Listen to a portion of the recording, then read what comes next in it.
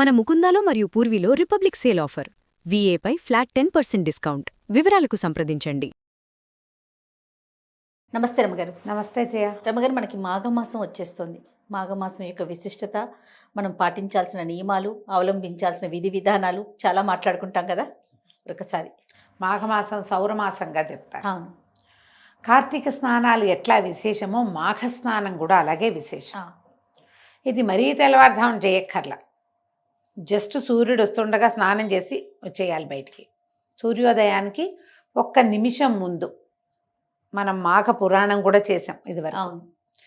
ఈ మాఘంలో ఒకటి స్నానము, సూర్యారాధన, పురాణ శ్రవణము చాలా విశేషాన్ని సంతరించుకుని ఉంటాయి. ఎట్లా కార్తీకంలో తెల్లవారుజామున చేసామో ఇప్పుడు కూడా అంతే. ఇది చన్నీళ్ళే చేయాలి, వాపి కూపతటాకాదుల్లోనే చేయాలన్న నియమం పెద్దగా చెప్పరు. ఉండేదేమో పూర్వం, అట్లా చెప్పరు. ఎలాగోలాగా స్నానం చేయటం. స్నానం చేసి ఉదయిస్తున్న సూర్యబింబానికి ఎదురుగుండా నుంచుని దండం పెట్టుకోండి. ఓకే. సూర్యుడికి రోజు అర్ఘ్యం ఇవ్వటం. ఎర్రటి మన రాగి పాత్ర శుభ్రంగా తోమి ఎర్రగా తలతళ్ళాడుతూ ఉండాలి, అందులో మకిలి అవి ఉండకూడదు. ఆ పాత్రతో కాస్త నీళ్లు తీసుకుని దాంట్లో కాస్త ఎర్రని పువ్వులు, ఎర్రటి అక్షింతలు, 1 పువ్వు వేసినా చాలు.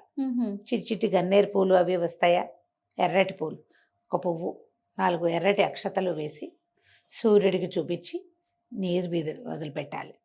మీరు ఏదైనా నదుల్లోనూ అక్కడ స్నానం చేస్తే నదిలో ఇంచి మనం సూర్యుడికి అర్ఘ్యం ఇచ్చి నమస్కారం చేసుకోవచ్చు.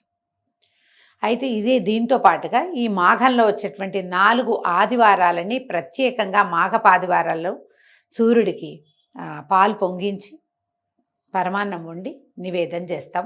ఇది చాలా మంచిది. ఆదిత్య హృదయం చదువుకోండి. నెల రోజులు ఆరోగ్యానికి చాలా మంచిది. సాధారణ వాక్యం మనకి ఏం చెప్తారు, ఒక ఏమనాలి, మహావాక్యాలలో ఆరోగ్యం భాస్కరాదిచ్చేత్ అంటారు. అవును. ఆరోగ్యం సూర్యుడి వల్ల వస్తుందంటే సూర్యుడిని రోజు చూసినా వస్తుంది, సూర్యుడిని పూజించినా వస్తుంది, సూర్యుడికి సంబంధించిన స్తోత్రాలు ఏమైనా చదివినా వస్తుంది. దాంతోపాటు అది ప్రత్యేకంగా సౌరమాసం అని చెప్పబడే మాఘమాసంలో కనుక చేస్తే అది ఇంకా విశేషం. అది ఇంకా ఫలవంతంగా ముందుకెళ్తుంది. మీ అవకాశాన్ని బట్టి ఏది కుదిరితే అది చేసుకోండి. మాఘాదివారాలు 4 వస్తాయి. తర్వాత ఏమో రథసప్తం వస్తుంది.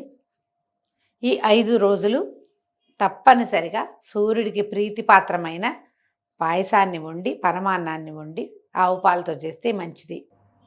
స్వామికి నివేదన చెయ్యండి. ప్రత్యక్ష నారాయణ స్వరూపుడైన సూర్యభగవానుడు ఆరోగ్యాన్ని ఇస్తాడు. అయితే ఇంకొక విశేషం ఏం చెప్తామంటే, గుప్త నవరాత్రులుగా చెప్పబడేటువంటి నవరాత్రులు ఉన్నాయి. మామూలుగా మనం నవరాత్రులు అంటే వసంత నవరాత్రులు, శరన్నవరాత్రులు 2 చేస్తాం. ఈ రెండిటితో పాటు గుప్త నవరాత్రులుగా శ్యామలా నవరాత్రులు ఇప్పుడు వస్తాయి. అవునండి. వారాహి నవరాత్రులు కూడా వస్తాయి. ఈ గుప్త నవరాత్రుల్ని క్షేత్రాల్లో, పీఠాల్లో, మఠాల్లో జరుపుతారు. ఇళ్లలో అందరూ చేసుకోవాల్సిందే, చేయపోతే కుదరదు లాంటి భావాలు లేవు. అవకాశం ఉంటే చేసుకోవచ్చు. ఆ చేయటం కూడా ఏదో విశేషంగా అద్భుతంగా ఎలాగో ఈ శరన్నవరాత్రుల్లో అమ్మవారిని సేవించినట్టుగా అంత పెద్ద సేవ చేయకపోయినా, ఏ అమ్మవారి పేరు మీద ఈ నవరాత్రులు చెప్పబడ్డాయో ఆమెను తలుచుకునే ఒక్క శ్లోకం చెప్పుకుని లేదా ఒక స్తోత్రం చెప్పుకుని ఆమెకు 2 పువ్వులు, గంధము, పంచోపచారాలు సమర్పిస్తాం కదా. అవునండి. ఆ పంచోపచారాలు సమర్పించి నమస్కారం చేసుకున్న ఈ 9 రోజులు చేసుకోవచ్చు. పాడ్యం నుంచి మొదలుపెట్టి చొల్లంగా అమావాస్య మర్నాటి నుంచి మాఘం మొదలవుతుంది. అవును. ఆ రోజును మొదలుపెట్టి 9వ రోజు దాకా చేసుకోవాలి. ఓకే. ఇది పగలు చేయాలా, రాత్రి చేయాలా, మీ అవకాశాన్ని బట్టి. మీరు పెద్దదిగా చేసుకోదలుచుకుంటే ఎవరైనా పురోహితుడితో, పెద్దవారితో సలహా లేకుండా చెయ్యొద్దు. సింపుల్గా నేను చెప్పినట్టుగా చేసుకుంటామంటే దీపారాధన చేసేటప్పుడే అమ్మవారి శ్యామలాదేవి పేరు కూడా చెప్పుకుని చేసుకోవచ్చు. శ్యామలా దండకం చాలా విశేషమైనది, శక్తివంతమైనది. విద్య, ఉద్యోగము ఈ రెండిటికి అత్యద్భుతమైన ఫలితాన్ని ఇస్తుంది శ్యామల. ఆమె మంత్రాధిష్టాన దేవతగాను కనపడుతుంది మనకి. అంత పెద్ద పెద్ద వాటికి వెళ్ళొద్దు, సింపుల్గా చేసుకోండి. శ్యామల దండకం చదువుకోవచ్చు. శ్యామల స్తోత్రం అని ఒక చిన్న స్తోత్రం కనపడుతుంది, అవకాశం ఉంటే అదైనా చదువుకోండి. ఒట్టిగా మాణిక్య వీణాం ఉపలాలయంతి మదాల సామంజుల వాగ్విలాసం మాహేంద్ర జ్యుతి కోమలాంగి మాతంగ కన్యా మనసా స్మరామి, చాలు. అంతే. ఇదైనా సరిపోతుంది. మీరు దండకం చదువుకోగలిగి మీకు నోరు తిరిగితే తప్పులు చదవకుండా దయచేసి ఆ తప్పులన్నిటినీ నేను ఇంత బాగా చదువుతున్నాను అని ప్రజలందరికీ వినిపించకుండా మీ తప్పులు మీరే చదువుకోండమ్మా. తప్పులు సవరించుకుని చదువుకునే ప్రయత్నం చేసి అమ్మకి ఏదైనా విశేషమైన నివేదన చేసి పెట్టి, పెద్దదిగా చేస్తే, సింపుల్గా చేస్తే, శ్యామలకి ఆకుపచ్చని పళ్ళు నివేదన చేస్తే మంచిది. జామకాయలు, ఆకుపచ్చగా ఉండే జామకాయ నివేదన చేయొచ్చు. ఏదైనా పొలగం చేసి పెడతాము, పెసరపప్పు వడపప్పు పానకం చేసి పెడతాము, చేయండి. ఆకుపచ్చటి కాయలు, రేగుపళ్ళు, రేగికాయలు, పెద్ద పెద్ద రేగికాయలు వస్తాయి, అలాంటివి కూడా పెట్టచ్చు. ఆకుపచ్చటి అరటిపళ్ళు కనపడతాయి, అవైనా పెట్టుకోవచ్చు. మీ ఓపిక. పచ్చవి రోజు ఆకుపచ్చటి కాయ జామకాయలు కనుక పెట్టుకుంటే చక్కగా వెళ్ళిపోతుంది. అవకాశం ఉంటే ఈ 9 రోజులు అది జరుపుకోండి. ఈ 9 రోజులు జరిపినా జరపకపోయినా మాఘంలో వచ్చేటువంటి 4 ఆదివారాలని, రథసప్తమిని సూర్యారాధనకి అంకితం చేసుకోండి. ఈ ఆదివారాలు, మాఘాదివారాలలో బ్రహ్మచర్యం పాటించాలి. మీరు పాలు పొంగించేటట్టయితే నూనెతోటి వండుకోవద్దు, నూనె పదార్థాలు ఏవీ తినద్దు, మాంసాహార భక్షణ కుదరదు. ఇతరత్ర ఆదివారం పార్టీ కదా, పొద్దున్న పూజ చేసుకుని సాయంత్రం పార్టీకి వెళ్దాం, కుదరదు, చేయబోకండి. మీరు గనక ఆదివారం నాడు నేతితోటి వంట చేసుకుని బ్రహ్మచర్యం అవలంబించి చక్కగా పూజ గనక చేసుకుంటే ఆరోగ్యానికి మంచిది. పొద్దున్నే పాలు పొంగించటము, ఎండెక్కిపోకూడదు. తెల్లవారే సూర్యోదయం అవుతుంటుంది, పాయసం వండుతారు.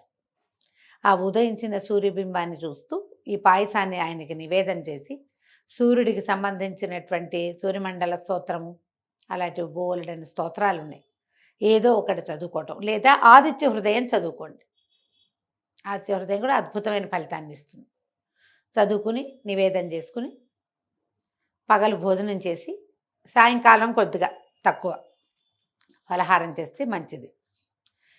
దాంట్లో క్లియర్గా చెప్తారు, స్త్రీ తైల మధు మాంసాని అని. బ్రహ్మచర్యం చేయాలి, నూనె వస్తువులు తినకూడదు, మధువు మాంసము ముట్టకూడదు. మీ అవకాశాన్ని బట్టి 4 వారాలు రథసప్తమి అంటే 5 రోజులు చేస్తారా, లేకపోతే ఒక్కరోజే చేసుకుంటారా? మీరు ఏ రోజు పాలు పొంగించి సూర్యుడికి నివేదన చేస్తారో మీకు ఒక్కరికి కాదు, మీ ఇంటిల్లిపాదికి ఇదే సూత్రం. అప్పుడే ఆరోగ్యానికి మేలు జరుగుతుంది. మీకు అవకాశాన్ని పురాణం ఎలానో ఉంది, అక్కడి నుంచి పురాణ శ్రవణం ఉంది. మాఘ పురాణం ఎలాగ ఉంది, సుమన్ టీవీలో ఇంచుమించు అన్ని ఛానల్స్లోనూ వేయబడుతుంది. ఏ సమయంలో కుదిరితే ఆ సమయంలో మాఘ పురాణం వినండి. పురాణ శ్రవణం చేస్తే మరీ మంచిది. నెల రోజులు ఆదిత్య హృదయం చదవటము, సూర్యుడికి పొద్దున్నే లేచి దండం పెట్టుకోవటము, పురాణం వింటము. పొద్దున్న లేచి దండం అంటే స్నానం చేసి కదా దండం పెట్టుకోవాలి. ఈ నియమాన్ని పాటిస్తే ఆరోగ్యం బాగుంటుంది. తప్పకుండా. నమస్తే. నమస్తే.